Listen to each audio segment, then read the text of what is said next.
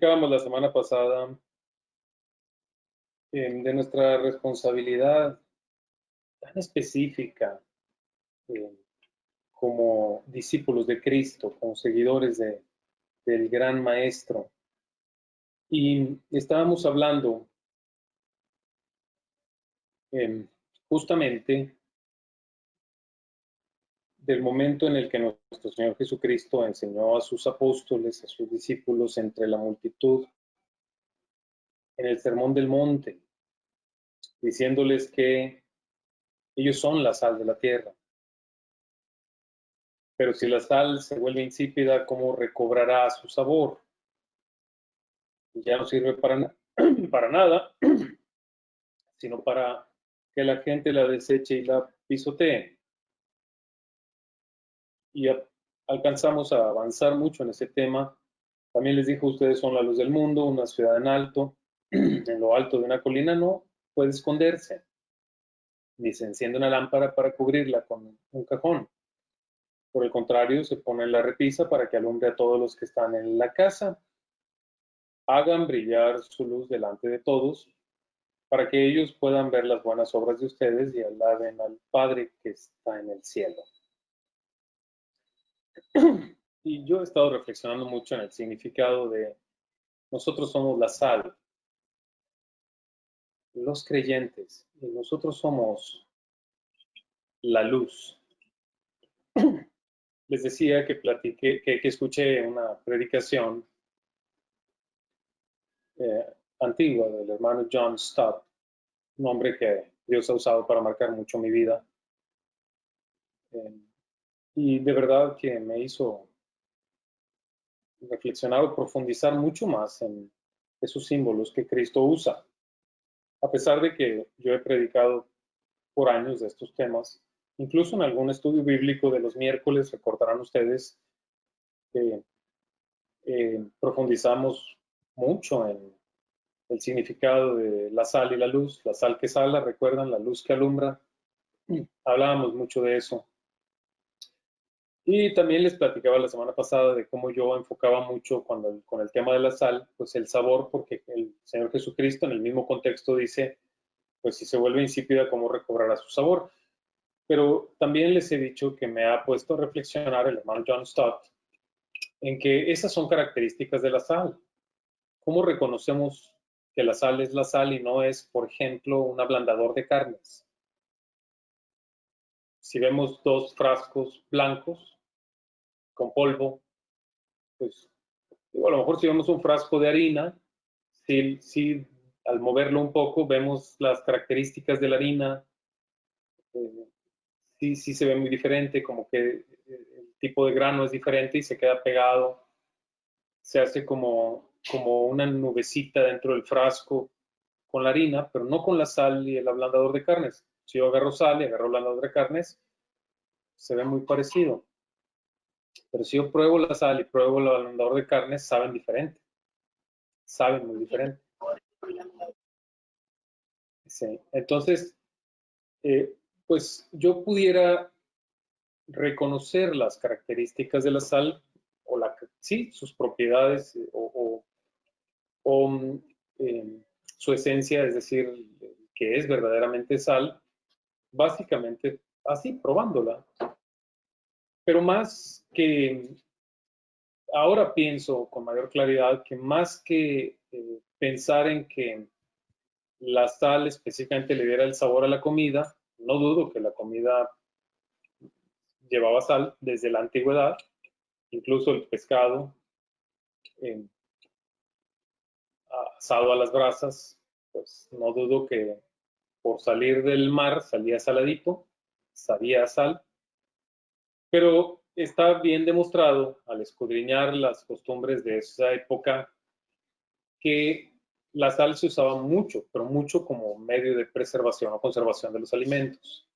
Entonces, la semana pasada les comentaba, bueno, qué responsabilidad tan grande tenemos en la sociedad nosotros eh, de que no se pierdan los valores.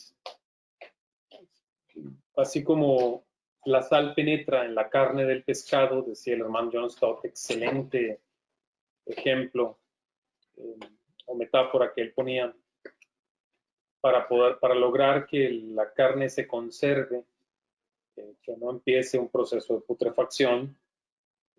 Así también nosotros somos esa sal que Cristo puso en el mundo, en la sociedad, en cada época, los creyentes, quienes vivimos orientados a cumplir la voluntad de Dios, quienes al salir de su presencia salimos con deseos, con una necesidad enorme de amar, como platicábamos hace un momento mientras entonábamos algunos himnos.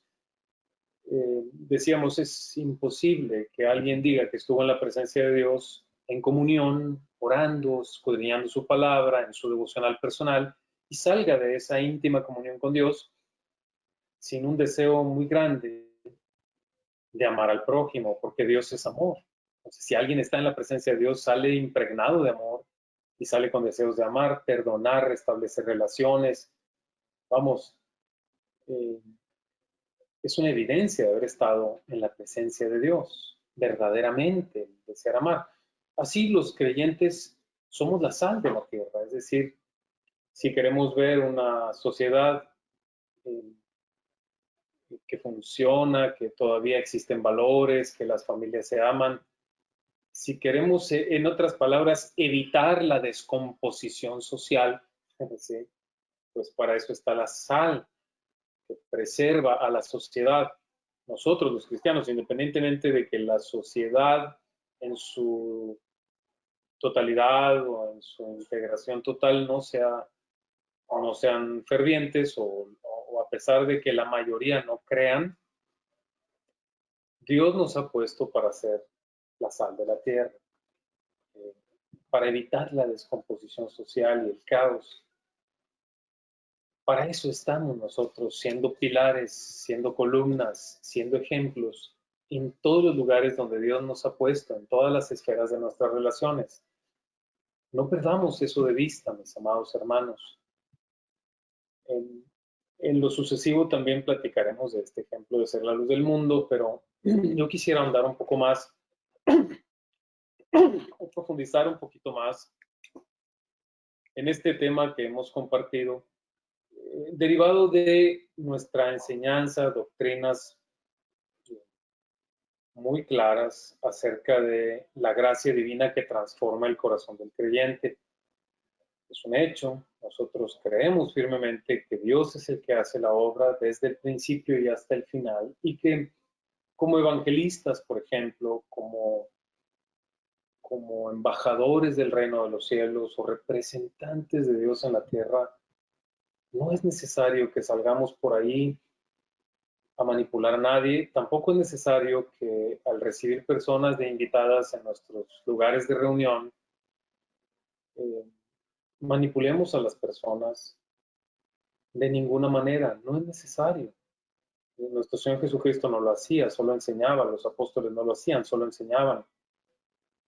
Nosotros tenemos que llevar a cabo el ministerio bíblico cristiano como ellos, con el ejemplo que ellos nos pusieron, solo enseñando, no manipulando. Entonces, derivado de esto, quiero profundizar un poquito más en ese gran tema de la expiación de nuestro Señor Jesucristo o su sacrificio. También les comenté la semana pasada que eh, escuchando también una predicación de MacArthur y leyendo ahí unos textos de MacArthur, me sorprendí con su habilidad y mis felicitaciones al hermano John MacArthur por su explicación tan clara de la expiación eficaz de Cristo. Y de verdad que quiero tomar de ejemplo, casi replicar su enseñanza relativa a la expiación eficaz. La verdad que como a nadie lo he escuchado enseñarlo tan claro como él, me sorprendió y bueno, alabo a Dios por la vida de ese hombre que puede explicar ese tema de manera tan clara, puede tratar de casi replicar esa enseñanza para que podamos conectarla con la realidad de nuestra responsabilidad de ser sal de la tierra. ¿Por qué? Porque por un lado es verdad que nosotros no podemos salvar a nadie. Nosotros no, de ninguna manera. Usted como padre, usted como hijo, usted como padre a sus hijos no los puede salvar, ni usted como hijo a sus padres, ni a sus hermanos, ni a familiares, ni amigos, ni vecinos. Usted no puede salvar a nadie, ni tampoco a desconocidos, porque nos visitan en la iglesia. Nosotros no tenemos ese poder. La salvación enteramente es una obra de Dios. Igual que el bautismo bíblico cristiano, es una obra de Dios. Dios es el que bautiza. Y cuando decimos que nuestro Señor Jesucristo nos mandó a ser discípulos, enseñándoles todas las cosas que Él nos ha mandado, bautizándoles en el nombre del Padre, del Hijo y del Espíritu Santo, no significaba eso, está mal interpretado por mucha gente, no significaba que el bautismo lo hace el ministro. No, no, el ministro solo trata de no estorbarle a Dios en aquella ceremonia o reunión ceremonial para publicar por parte de una persona que salió de las tinieblas a la luz de Cristo su fe. Y entonces el ministro participa en aquel acto ceremonial básicamente pues, para ayudar a que se publique, pero el bautismo lo hace el Señor, hermanos. No es que el, el ministro bautice, no, nos hace falta profundizar en el significado de la palabra bautismo, tema que también en esta cadena temática que hemos estado compartiendo enseñaré tantito más adelante, que es sumamente relevante. ¿Qué significa bíblicamente el bautizo o el bautismo? Del griego baptos, abrumar, llenar, como inundar de agua a una persona, sumergir en agua, con el propósito de que sea lavado. Pero insisto, no me quiero adelantar, en su momento hablaremos también de este tema. Pero sí nos tiene que quedar muy claro que así como Dios es el que bautiza, Dios enteramente es el que regenera, Dios es el que llama a la salvación, Dios es el que transforma el corazón, Dios es el que implanta un nuevo corazón o lo transforma, vamos, son enseñanzas metafóricas, Dios es el que hace nacer de nuevo, son enseñanzas metafóricas, Dios es el que permite que cambie la actitud de una persona hacia Él mismo, solo Dios, nadie puede lograr que cambie la actitud del ser humano hacia Dios, más que Dios mismo. Ahí estamos nosotros totalmente limitados los seres humanos. Incluso nosotros al servir a Dios en nuestro ministerio tenemos una tremenda limitación.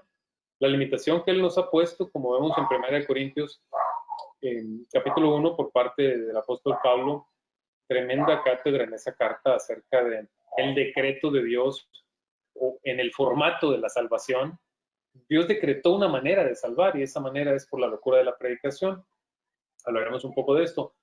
Pero la responsabilidad del ministro es predicar y ya, nada más, anunciar.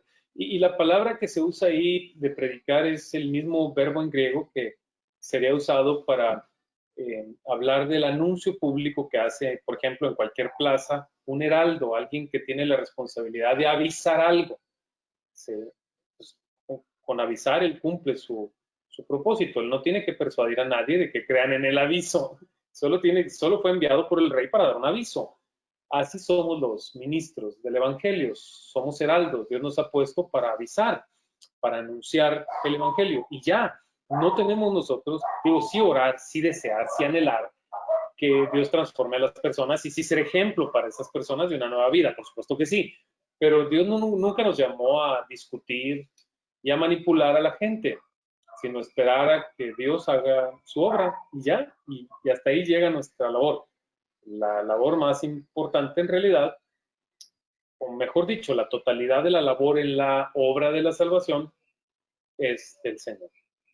Pero para poder, insisto, aterrizar toda esta verdad con nuestra responsabilidad de ser sal de la tierra, también tenemos que asumir esta realidad de que nunca nosotros sabremos, jamás sabremos, de entre todos los que son llamados, muchos son llamados, pocos son elegidos. Eso es una realidad bíblica, está llena la escritura de estas verdades. Dios es el que ha elegido desde antes de la fundación del mundo a su pueblo. De todos los pueblos que había en la tierra, viendo el ejemplo metafórico o el ejemplo simbólico, vamos, de Israel, de todas las tribus, pueblos,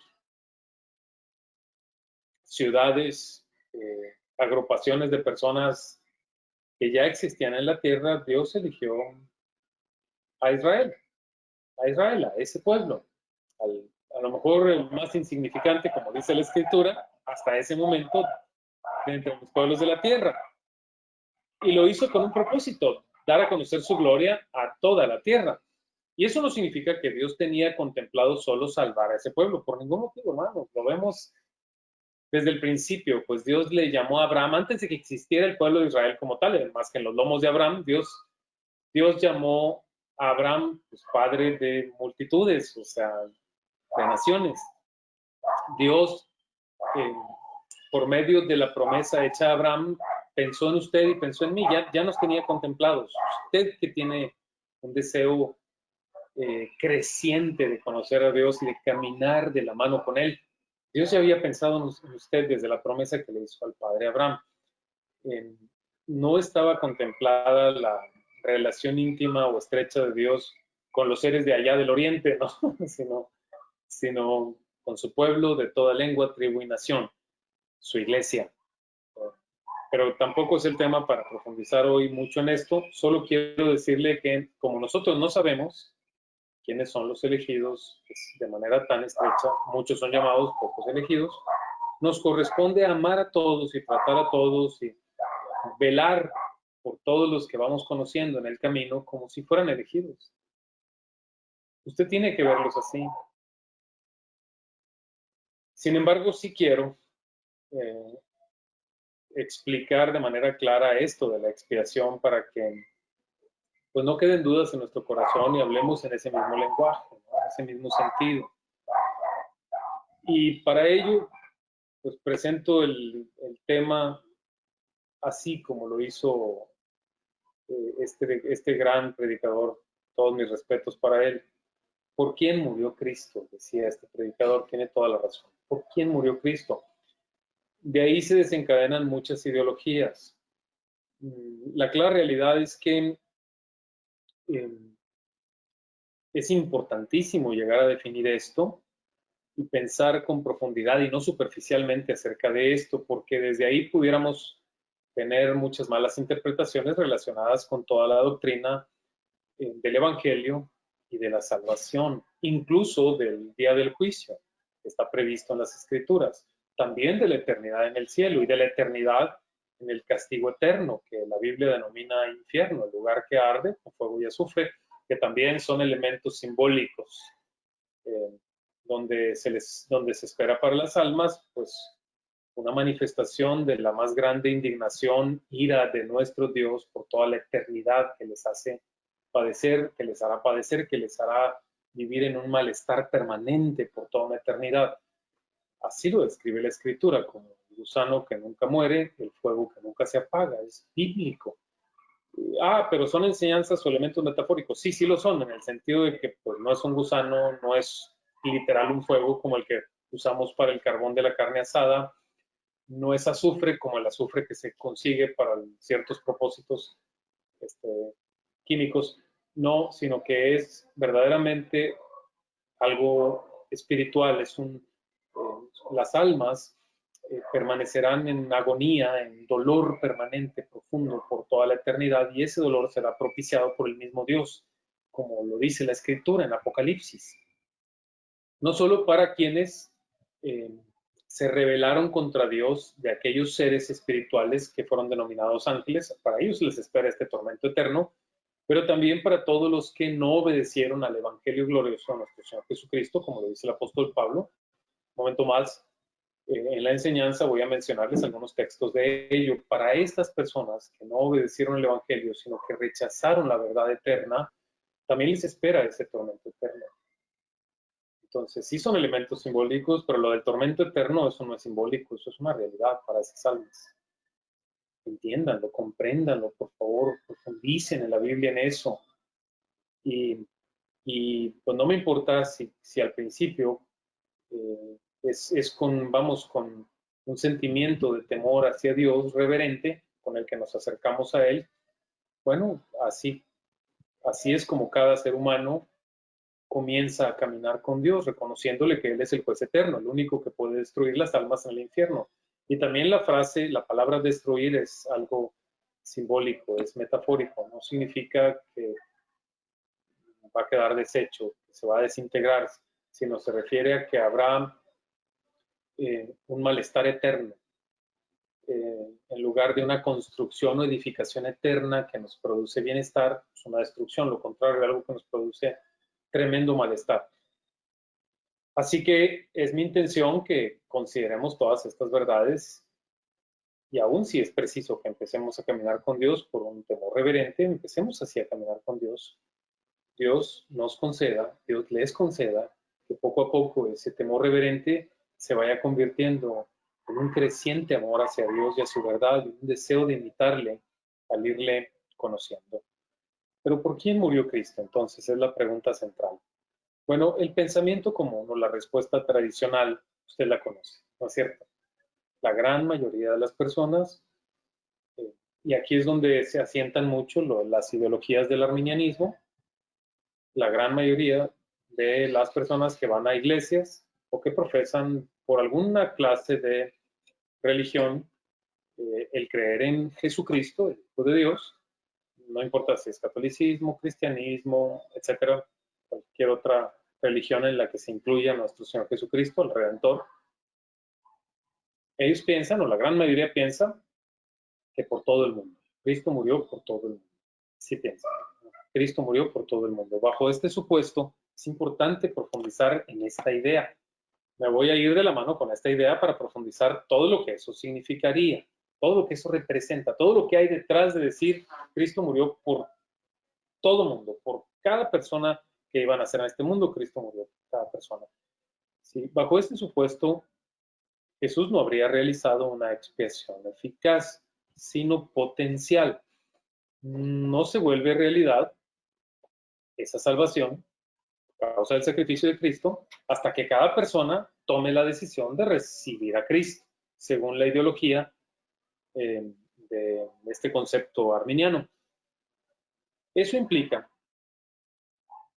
que muchos piensen, tengan este mecanismo de pensamiento, este proceso mental, que evangelizar significa esforzarse mucho por encontrar puntos sensibles en las personas o vulnerables en la gente para convencerlos en un evento o en un momento de venir a Cristo o recibir a Cristo.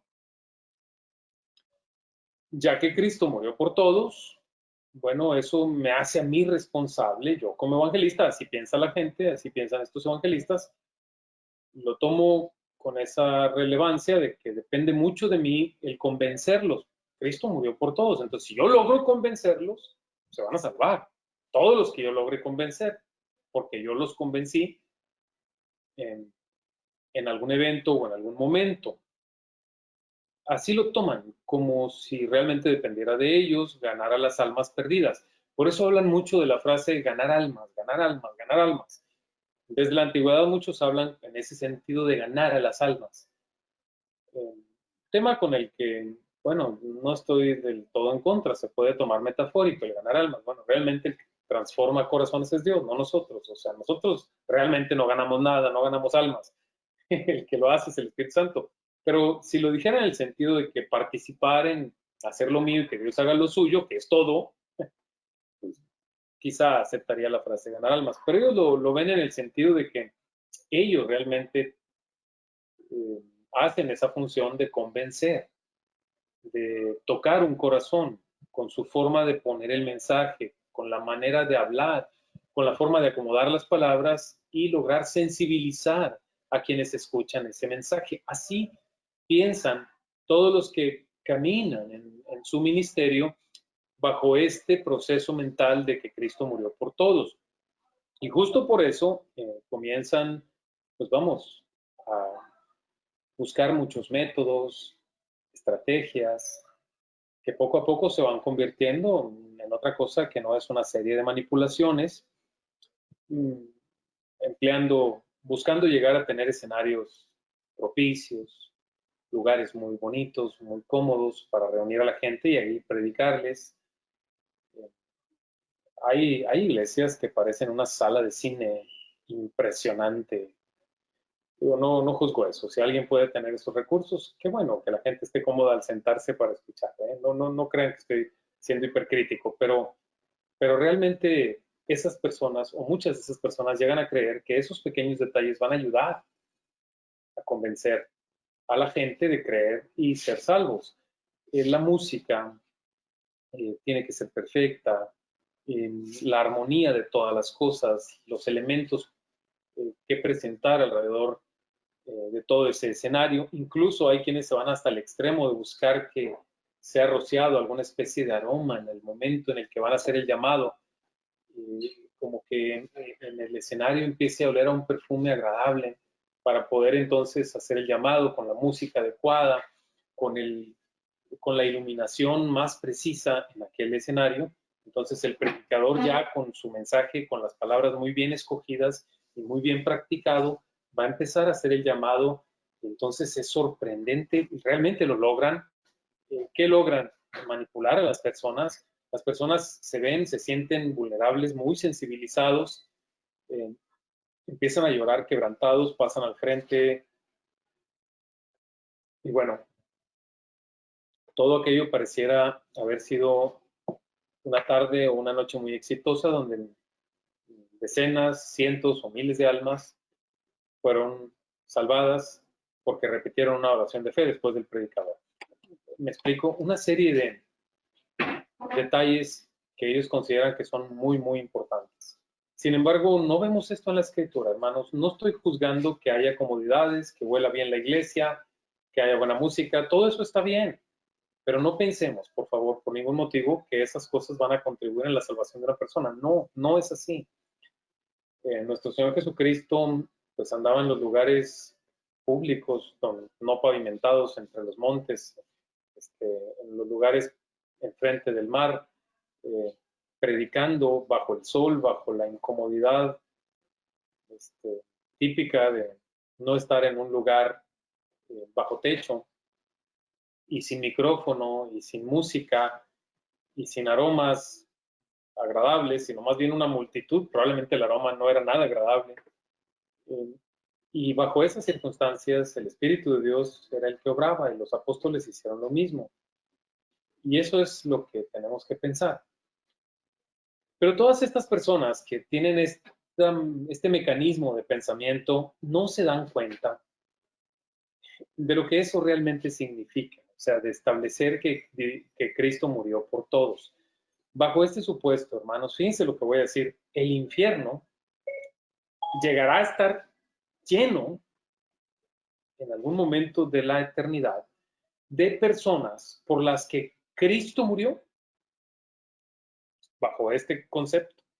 El infierno se va a llenar de personas por las que Cristo murió, ya que la gran mayoría, como nosotros bien lo sabemos, y no lo podemos negar, la gran mayoría de las personas que hasta este momento han muerto, desde el primer hombre Adán hasta este momento, la gran mayoría de los que han muerto sin confiarle su vida a Cristo, han muerto sin comunión con Dios a través de su Hijo Jesucristo, han muerto sin reconocerle, han muerto rechazándole, rechazando el glorioso evangelio de nuestro Señor Jesucristo.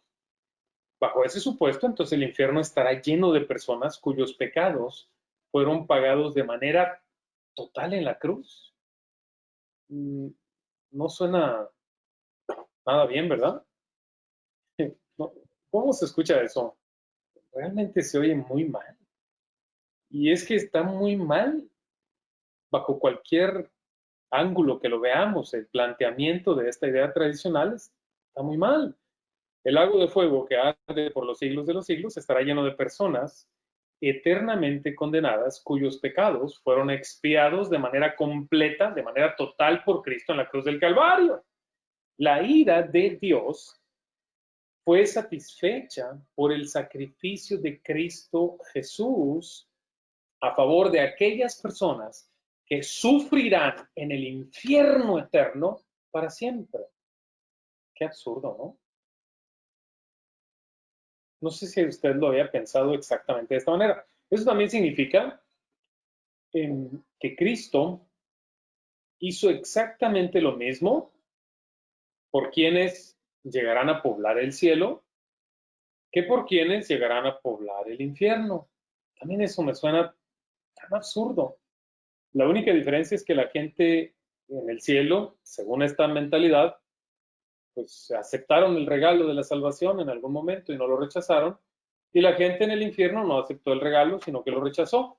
Pero Cristo murió por todos, o sea, en su sacrificio, Él pensó en cada ser humano. Esa es la filosofía común. Eh, vamos, la respuesta tradicional que darían la mayoría acerca del alcance de la expiación de Cristo. Pero simplemente suena extremadamente absurdo. Piénsenlo, por favor. Que Cristo murió y pagó enteramente para cubrir la culpa de los que de todas maneras quedarán condenados eternamente en el infierno.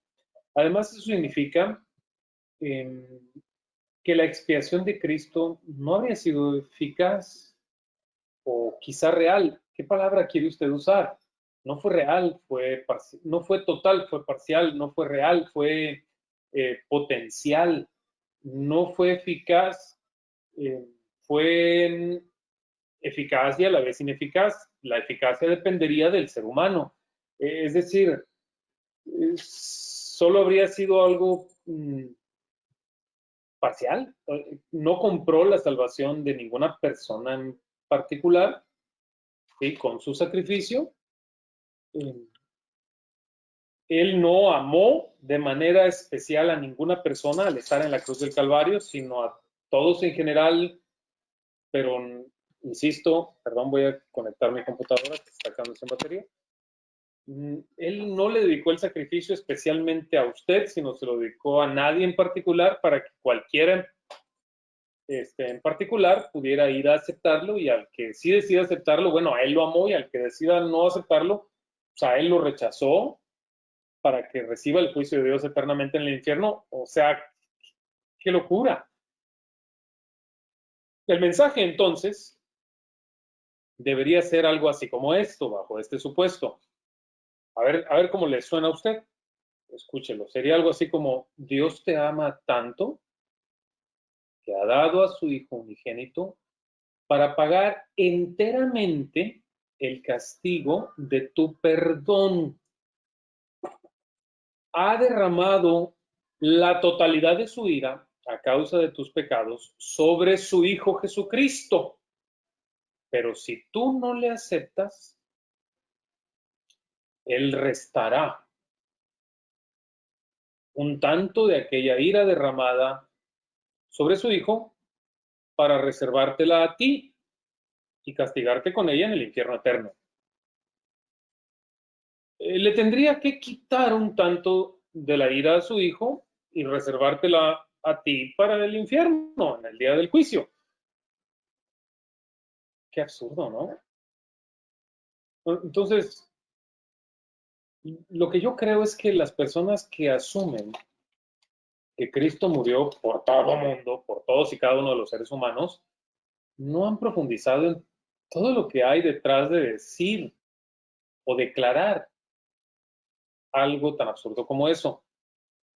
Sin embargo, amados hermanos, ya hemos demostrado que el ser humano sin Dios no tiene la capacidad en sí mismo de reflexionar espiritualmente, de corregir su rumbo espiritual, de cambiar su actitud hacia Dios mismo para comenzar a honrarle. No la tiene el ser humano en sí mismo. Lo hemos demostrado ya cuando estuvimos enseñando el tema de la gracia divina que transforma el corazón del creyente. De esa misma forma que una persona con una enfermedad grave necesita un tratamiento para sanar, pues el ser humano necesita un tratamiento divino, a obra del Espíritu Santo regenerándole, para poderse arrepentir de su apatía e idolatría y comenzar a confiar en Dios. Y sin ese tratamiento divino, nada va a cambiar, no va a cambiar el rumbo de una persona sin que Dios intervenga. Eso está en la Escritura por todas partes, hermano. La salvación es de Dios, de eso no hay duda. Todos los elementos que causan que el pecador venga a Cristo arrepentido son acomodados y ordenados de manera cautelosa y perfecta por Dios. Su gracia divina transforma el corazón del pecador y lo sana. La salvación se basa entonces en un decreto de Dios. Ahora, para que lo podamos recapitular, vaya conmigo, por favor, a 1 Corintios, capítulo número 1, en versículos 18 al 24. Voy a dar lectura en la Nueva Versión Internacional.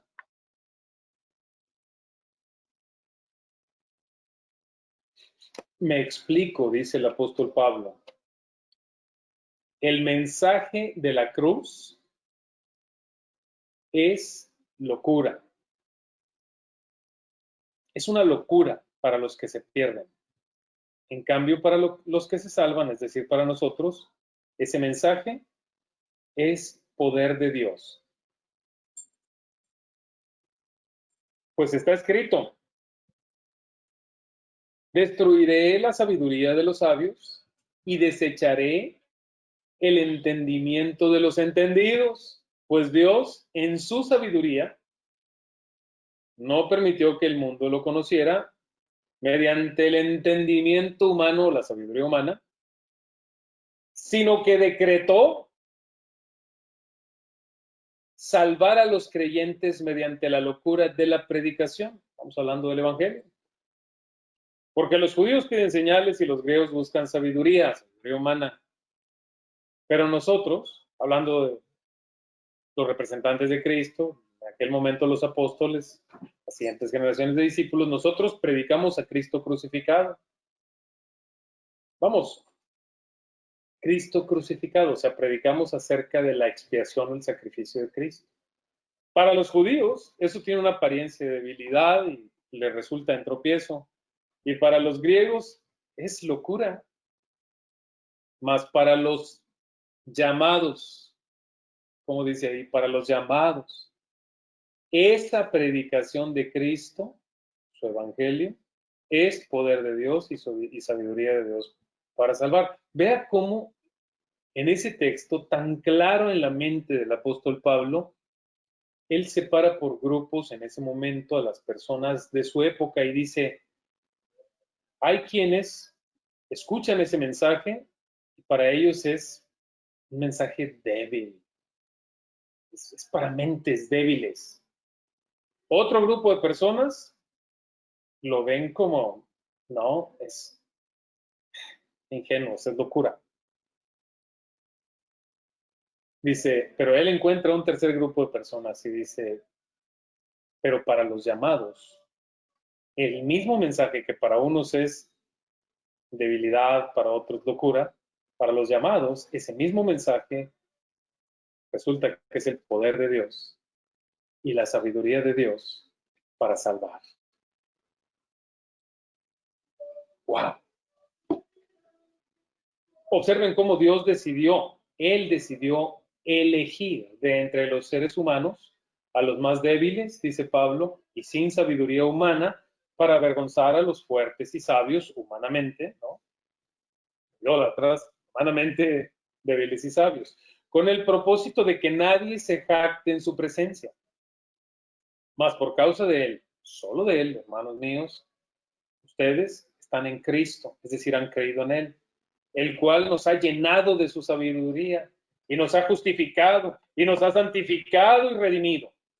Así que toda la gloria sea para Dios, todos los créditos en la salvación son de Dios. ¿Lo puede usted ver tan claro ahí en 1 Corintios? Jesucristo nuestro Señor murió por todos los que Él eligió salvar, amado hermano. Murió por su pueblo, murió por su iglesia, murió por todos los suyos, murió por los que el Padre le dio, dice nuestro Señor Jesucristo en los evangelios: de los que me diste ni uno perdí, excepto el que ya era hijo de perdición, el que estaba predestinado para la perdición. ¿Cómo otra vez separando? Muchos son llamados, pocos elegidos. Cristo murió por los elegidos. Si Jesús murió por los pecados de usted, escúcheme bien lo que le voy a decir, tenga la certeza que usted será salvo por la gracia de Cristo. Tenga esa plena certeza. No lo dude ni un momento. Y ni usted mismo podrá estropear o limitar la eficacia de la expiación de Cristo. Ahora vamos, en las doctrinas calvinistas le llaman limited atonement, o sea, como expiación limitada, en el sentido de que la expiación solamente se dirigió a las personas por las que Cristo murió y no por cada ser humano, es decir, por los elegidos, sino por cada ser humano sobre la faz de la tierra. Pero, de acuerdo, no, todos al escuchar el concepto de expiación limitada nos asustamos con la forma en la que se oye ese concepto. Y sí es cierto que se oye muy raro. Quizá no es la mejor traducción aplicada a nuestro idioma. Pero estamos hablando de una expiación eficaz, hermanos. En eso sí quiero que pensemos. Una expiación real, no potencial, una expiación verdadera, un sacrificio orientado, bien dirigido y bien aplicado. Digámosle, la expiación aplicada a aquellos que fueron elegidos desde antes de la fundación del mundo. Cristo murió por su iglesia, Cristo murió por su pueblo. Por lo tanto, nadie necesita ser manipulado para creer en el sacrificio de Cristo. Nadie. Los elegidos creerán porque Dios acomodará cada elemento en su justo lugar. Lo único que tenemos que hacer los representantes de Cristo, o quienes ya estamos del lado de los que creemos, es predicar y ya. Nuestra responsabilidad es predicar y hacer discípulos. Predicar el evangelio bíblico sin alterar nada, ¿sí? Que para muchos será debilidad o producto de mentes débiles, ¿no? Pero para otros será el poder de Dios manifiesto y la sabiduría de Dios espiritual manifiesta en la transformación de sus corazones por gracia.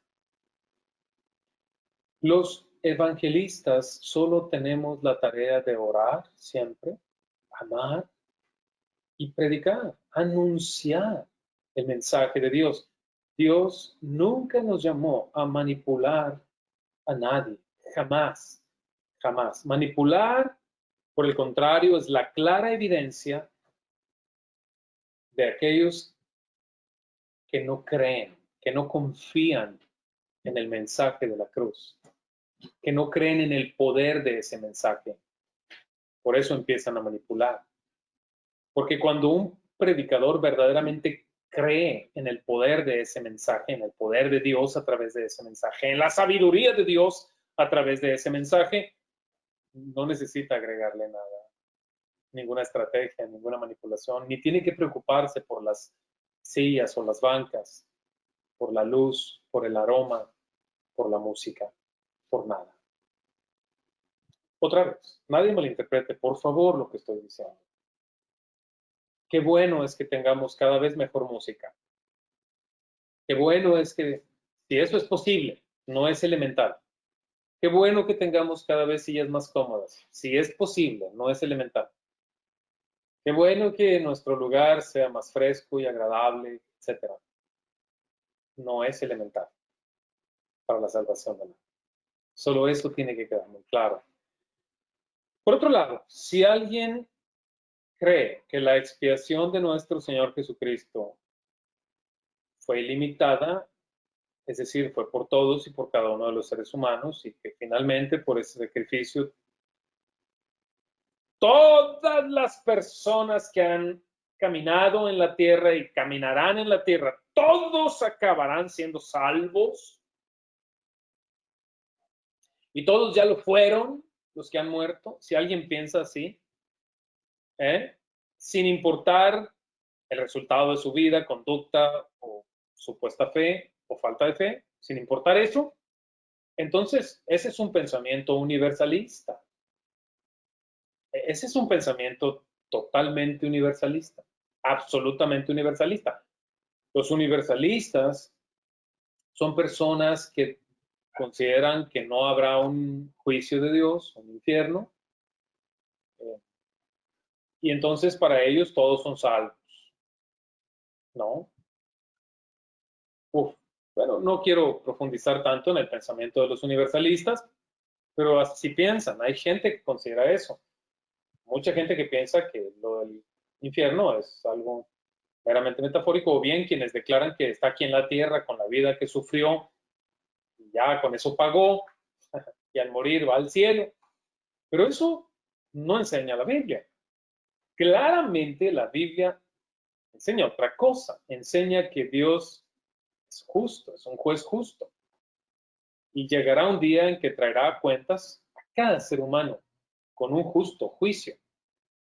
Y la verdad es que si no existiera la intervención de Cristo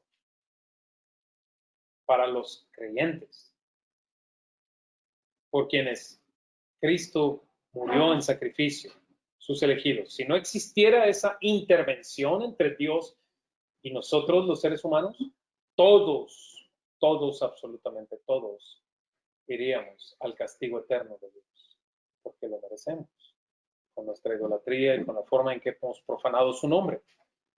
Pero la realidad es que sí hay un sacrificio de Cristo por los elegidos, pero también hay un castigo de Dios para quienes rechazaron el Evangelio. Y lo que la Biblia nos enseña es que los elegidos no rechazarán el Evangelio, pero los que no son elegidos rechazarán el Evangelio. Y entonces la Biblia habla de un infierno, claramente. Yo quisiera que, digo, hay muchos textos, ustedes saben, voy a mencionar algunos nada más para que los tengan de referencia, por ejemplo, Mateo 10:28. Prepárense para leer, si me hacen favor, hermanos.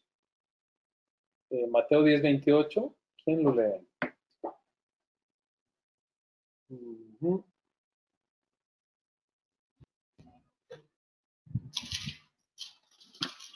Ya en la familia Villanueva alguien levantó la mano. Mateo 25:30. Amén. Amén. Gracias, hermana Rubí. Marcos 9:43 al 44. Voy a leer Caleb. Juan 8:12. Y Tania. Y 24, mamá. Adelante. Lean sus textos. Vamos a escuchar. Mateo 10:28. Y no temáis a los que matan el cuerpo, mas el alma no pueden matar. Temed más bien a aquel que puede destruir el alma y el cuerpo en el infierno. Que ese es Dios. Amén. Mateo 25:30. Y al siervo inútil, echadle en las tinieblas de afuera. Ahí será el lloro y el crujir de dientes. Bien, Marcos 9:43 al 44.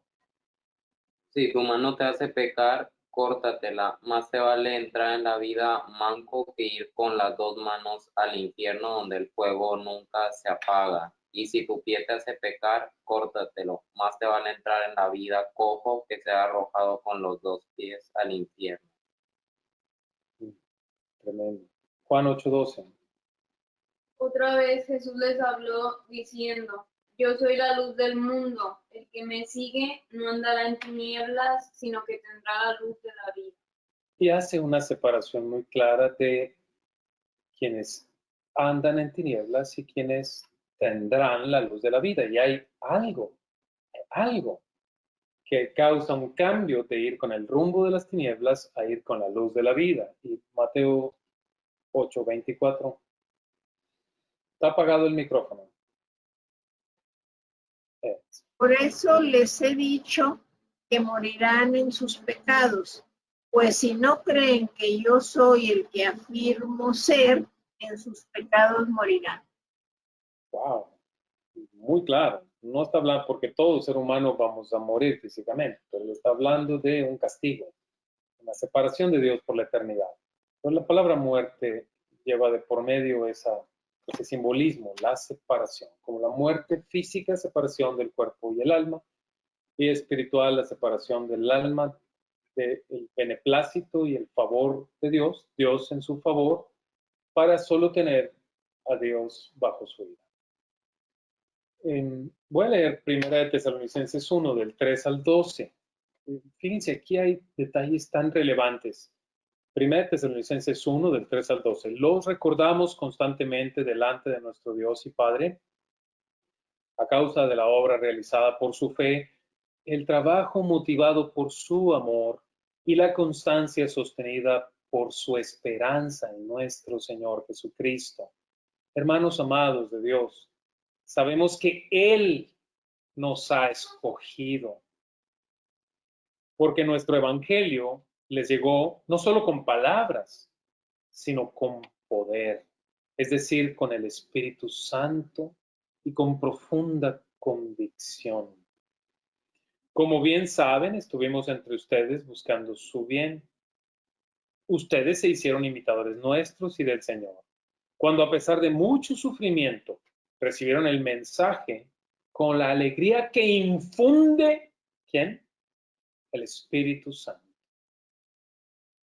Vean la realidad. De esta manera, dice, se constituyeron en ejemplo para todos los creyentes de Macedonia y de Acaya. Habla a los tesalonicenses. Dice, partiendo de ustedes, el mensaje del Señor se ha proclamado no solo en Macedonia y en Acaya, sino en todo lugar. A tal punto, se ha divulgado su fe en Dios, que ya no es necesario que nosotros digamos nada. Ellos mismos cuentan de lo bien que ustedes nos recibieron y de cómo se convirtieron a Dios, dejando los ídolos para servir al Dios vivo y verdadero y esperar del cielo a su Hijo, a quien resucitó, que nos libra del castigo venidero. Yo no sé si podría estar más claro en alguna otra parte en la Escritura. Que Dios nos eligió, que a los que eligió al escuchar el glorioso evangelio, la locura de la predicación, para ellos fue poder de Dios manifiesto esa palabra, acompañada del mismo ejemplo de los que la predicaron con una vida transformada, y que fue sabiduría de Dios, y que se convirtieron de la idolatría al Dios verdadero, a caminar en pos de Él, a conocerle y a imitarle, y que fue tan evidente su cambio que el mundo que los rodeaba empezó a ver ese cambio y que hoy en día que se han convertido a Dios no se dedican a otra cosa que a servirle en cualesquiera de sus profesiones. No me importa si son carpinteros, constructores, si son pescadores o cualquier profesión que tengan aterrizado a esta época sin importar la carrera o la profesión, sí, u oficio que cada quien hace, viven buscando promover a Dios con su vida, predicando el Evangelio sin manipular y esperando del cielo a Jesús, a quien Dios reivindicó como su Hijo amado, sin pecado. Lo reivindicó porque cargó la ira sobre él como si él fuera el peor pecador, pero luego le resucitó, habiendo tomado en cuenta ese sacrificio para la salvación de los elegidos, luego le resucitó, reivindicándole, demostrando que Él es su Hijo Santo, por medio de quien somos librados, los elegidos, del castigo venidero. ¿Podría estar más claro en alguna parte? Wow.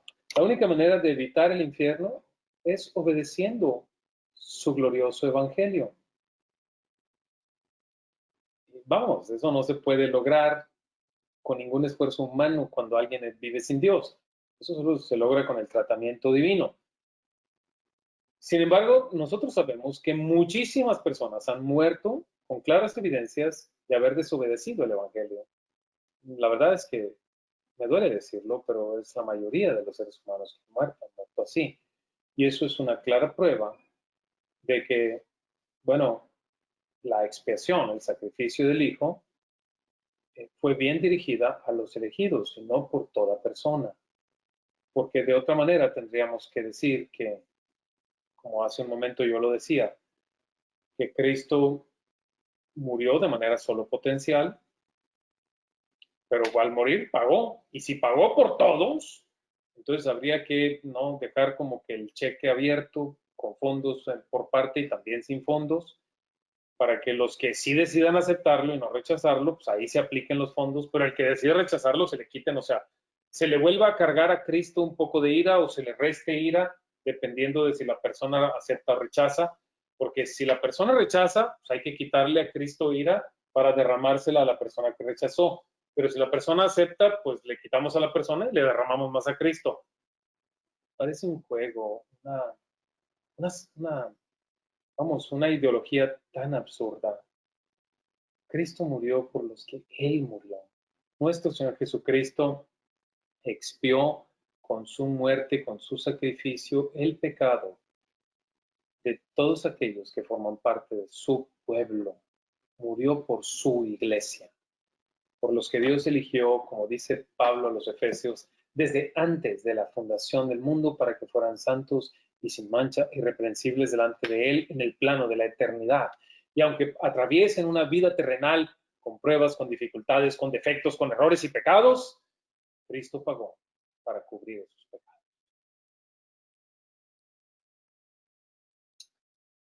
En eso ya no tenemos dudas ni controversias. La pregunta es, pudiera ser, ¿cómo se llega a limitar esa expiación? Y ahí muchos piensan que el que la limita, insisto, desde su perspectiva errónea, es el ser humano, argumentando que Cristo murió por todos, pero que el ser humano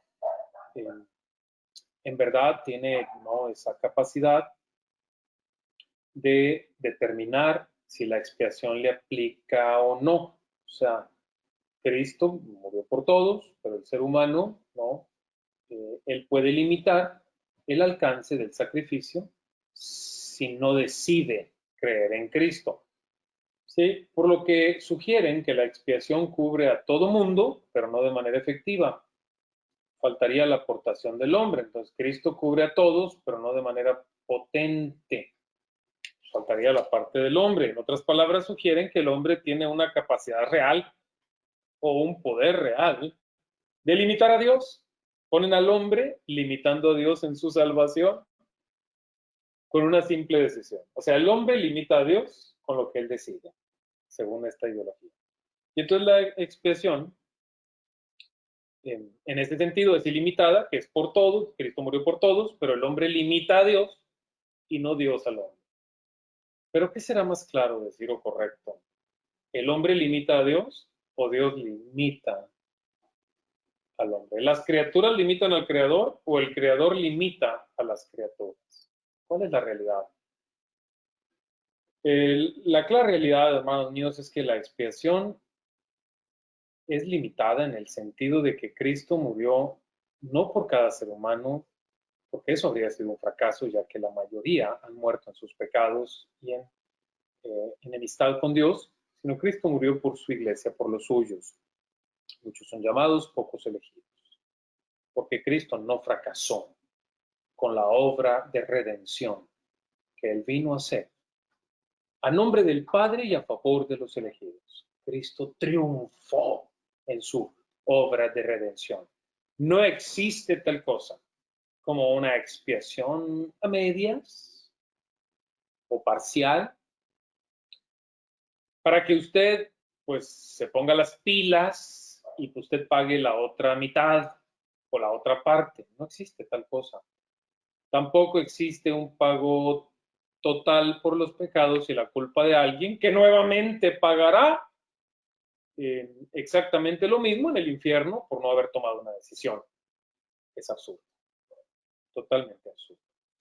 Conclusión, hasta aquí. La salvación es de Dios. Y sí, definitivamente está dirigida, a través de la obra redentora, sacrificial de nuestro Señor Jesucristo. Expiando nuestros pecados, está dirigida a su pueblo, a su iglesia, a los elegidos. Muchos llamados, pocos elegidos.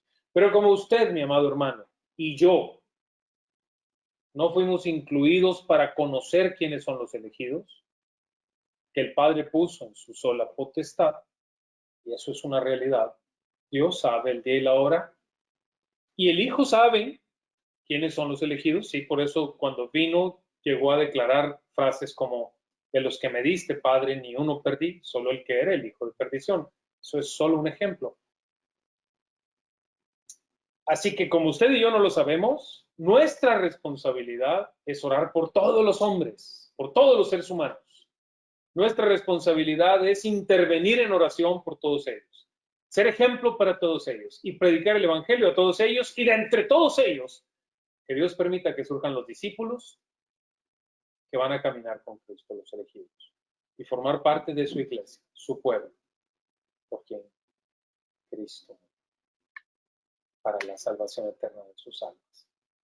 Por lo tanto, tenemos que ver nuestra responsabilidad. Somos la sal de la tierra. Para evitar una descomposición social, la falta de valores que destruyan a nuestra sociedad o la descompongan en su totalidad, Dios nos puso a usted y a mí en todas partes donde estamos. Presencialmente o remotamente, a través incluso de redes sociales, estamos ahí relacionándonos con tantas personas para ser ejemplo. Usted lo sabe. Yo no puedo llevar la responsabilidad que usted tiene, ni usted puede llevar la responsabilidad que yo tengo. Pero juntos tenemos una responsabilidad. Cuando usted falla, usted hace que fallemos todos. Cuando usted acierta, ayuda en que todos acertemos. Somos su pueblo, su iglesia. Y debemos esforzarnos para que la sociedad conozca a Cristo, para que la gente conozca otra manera de pensar, constructiva, edificante, que vean un modelo de Cristo en nosotros, amando, perdonando, siendo honestos, pasando por alto la ofensa, siendo humildes, siendo sensibles, siendo bondadosos, generosos con todos, dando nuestro mejor esfuerzo, llevando la carga a la siguiente milla. Al ser despojados de la túnica, dejar también la capa, o de la capa, dejar también la túnica. No recuerdo cuál iba primero, pero poner la otra mejilla, en verdad, lo que significa metafóricamente eso. No defendernos tanto, no argumentar tanto, no pleitear tanto, y no enfocarnos tanto en las cosas terrenales, sino enfocarnos en lo eterno y dejar lugar a la ira de Dios, que se va a aplicar en su momento a quien le corresponda. A usted y a mí no nos corresponde definir a quién le va a caer la ira de Dios. En la eternidad, no nos corresponde. Aún de esas personas que van con ese rumbo, pues, por su actitud tan negativa o de tanta enemistad hacia otros, porque hay quienes tienen esa actitud, aún así nosotros debemos amarles, sentir dolor del rumbo y la conducta que tienen y ser ejemplo. En otras palabras, nosotros somos la sal de la tierra. Porque, cuidado, hermanos, si la sal se hiciera insípida, ¿con qué será salada? Ya no tiene utilidad. Hay que desecharla. Seamos la sal para la conservación de los principios cristianos alrededor nuestro. Y lo vamos a lograr con poco hablar y más ser ejemplo. Pocas palabras, más ejemplo a la hora de conversar e interactuar. Y a la hora de predicar la verdad sin manipular y esperar que Dios haga su obra. Es que es suya, es su obra, es la obra de Dios. Listo. Oremos. Padre, gracias porque has tenido misericordia de nosotros. pues nos has elegido en ese infinito amor, en el gesed del amor misericordioso que tú tienes desde antes de la fundación del mundo a quienes elegiste, para llamarnos con un llamado eficaz e irresistible a salir de las tinieblas en las que la humanidad está sumergida a causa del pecado, a la luz de Cristo y ser representantes tuyos entre la sociedad, como hijos tuyos caminando en la fe, imitando la vida perfecta de tu Hijo Jesucristo y aún creciendo en la gracia, todavía cometiendo tantos errores y pecados, pero creciendo en la gracia, conocimiento tuyo, en espíritu y en fe, avanzando hacia la santidad, aunque aún pecando. Tú nos has elegido para poco a poco santificar nuestra vida, prepararnos para la eternidad. Y todavía lo que falte, Señor, en el día de Cristo, en el gran día de Dios, será completado por la obra que Cristo hizo en la cruz del Calvario, en sustitución nuestra, para nuestro eterno perdón, justificación, santificación y final glorificación como pueblo, iglesia tuya. Que este mensaje, Señor, llegue a cada persona que tú quieras que llegue. El mensaje del Evangelio, la predicación de Cristo, de su expiación y sacrificio para pagar por nuestros pecados, y que cause el efecto que deba causar en cada corazón.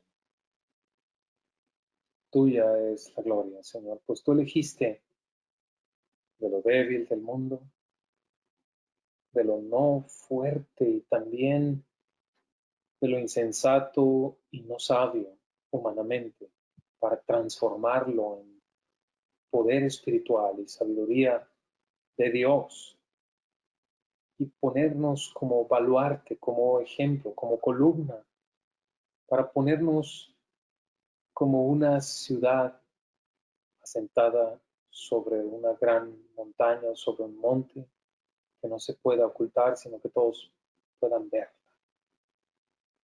Nos has puesto para ser ejemplo. Guíanos en cada momento.